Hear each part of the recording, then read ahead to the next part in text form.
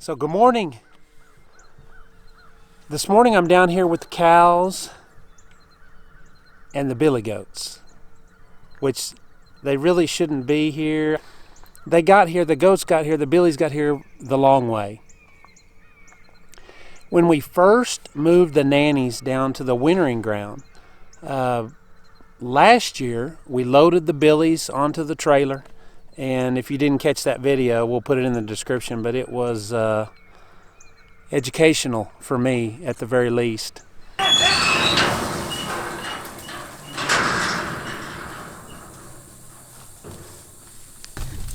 gotta be faster than that. That's as fast as I can run. So we loaded them onto the trailer and hauled them over where the nannies were all summer. You know, we saw them fairly often. As it got close to our breeding season when we wanted to breed, I was down either feeding the dogs or checking the goats or something, the nannies, and lo and behold, the billies are down there right across the fence from the nannies. And in order for them to have gotten down there, they probably went under a water gap and climbed some rocks and various things like that. So basically they ended up down there a month early next to the nannies, and that's kind of where we were like, okay, we're going to test the fence and just see how good it actually is. And they didn't get together, not until we put them in. So this year, jump forward, we've sorted them or put them in the pens down there, brought the nannies into their area. We're going to move them out across the fence, just like they were last year.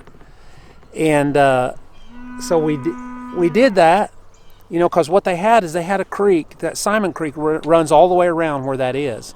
And so that was going to, you know, be their boundary fence on one side. Really? Well, I went back to look at them the next day. Never did see them again for 2 or 3 weeks till they showed up at a deer feeder. And it was one of those things where they showed up and they were there for a second, and by the time you would have got back, they were gone. So we kind of had to make some decisions there, and part of that was we hadn't cut our billy kids yet, and so we were just going to kind of leave them in and let that be our backup if our does started coming in. Granted, we would have been breeding when we didn't want to again, but it was the best solution at the time, because we're fixing to get in, we're actually into our hunting season, and it's just very hectic. It takes up a lot of time along with everything else. So we did that.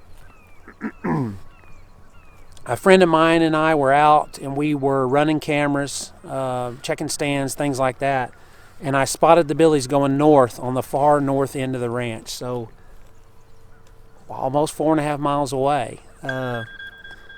So I just kind of stopped what I was doing and went around and started driving them to see if I could drive them back this direction to the south. Well, I was very lucky, and I actually drove them into the nanny area for the summer, the summering area. And so I had them contained. Now, granted, that's where my cows were, but that's fine. They seem to get along okay. But I've got them located. I'm waiting on Lisa, and we're going to see if we can drive them that direction. Towards the nannies, and maybe go ahead and get them in with the nannies.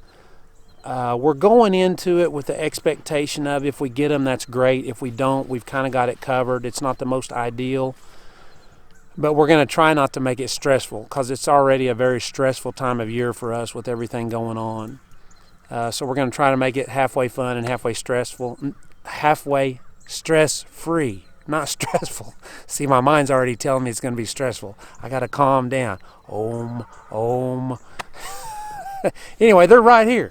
They're just standing here, and I tell you, this time of year, you smell them before you see them, and that's what happened. I was driving through here. I was waiting at a deer feeder where they were spotted, and the feeder went off, and I waited for about 30 minutes, and they never came in. So I started kind of traveling uphill from the feeder, and I was driving through the woods, and I smelled them. So that's a benefit of stinky goats. So they're right here. I'm waiting on Lisa, and we're going to start driving them that way and see if we can get them that way. But if we don't, It's no big deal.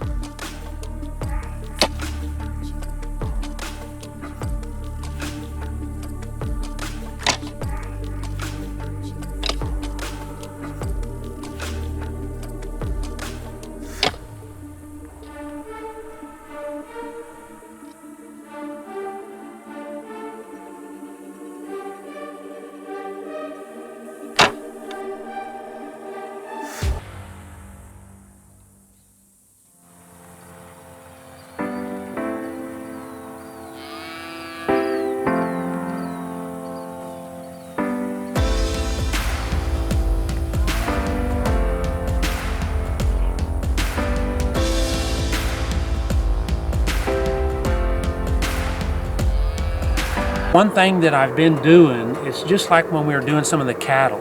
They can beat us at any time and hit the woods. So I'm just kind of reacting to the direction that they're going, and I'm trying to get out wider if I want them to go that way. I want them to try to be walking the entire time. Do not get out of a walk. The minute they get out of a walk, then we get out of an idle, and it usually just escalates from there. So I'm really trying to let them walk because, like I said, they can beat us anytime. So we're doing good so far. They're looking at the fence right now, and okay, they're going on. So we better get going or we might lose them.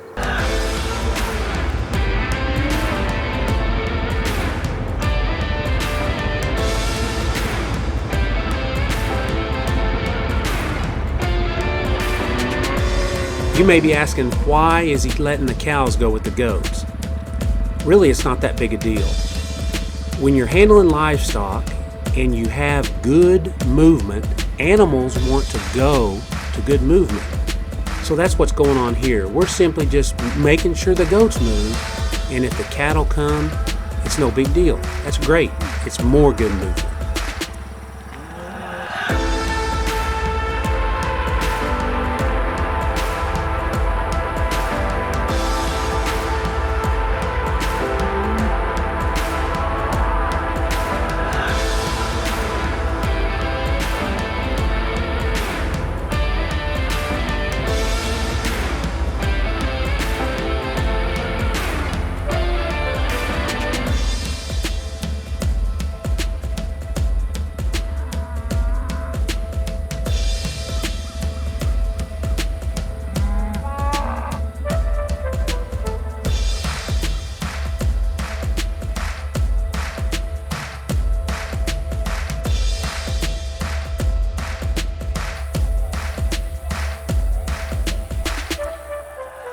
Goats travel a lot better if they have a clear path to walk on.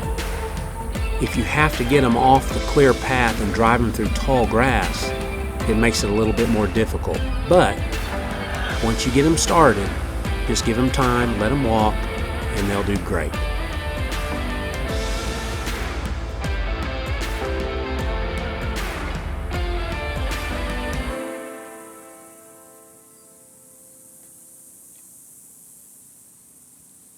Okay, I think I started looking for him at about 8:30.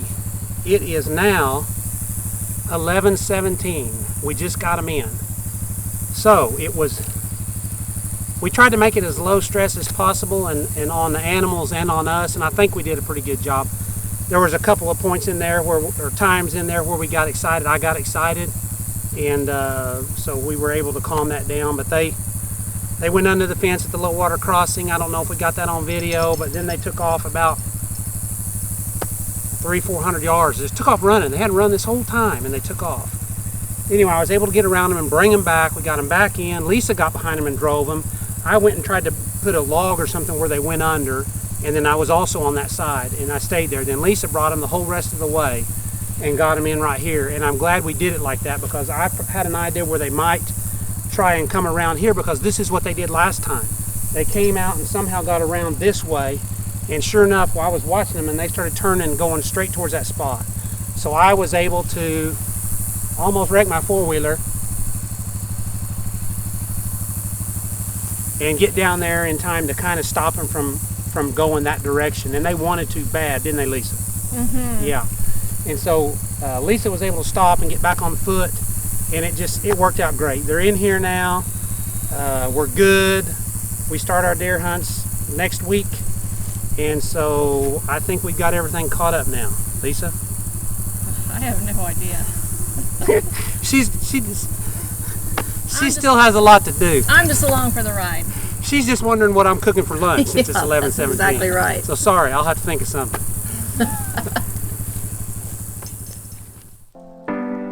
I'm down here the next day just to make sure that the Billies located the nannies, and they have, and it appears that they've already started taking care of business. That's a wonderful thing.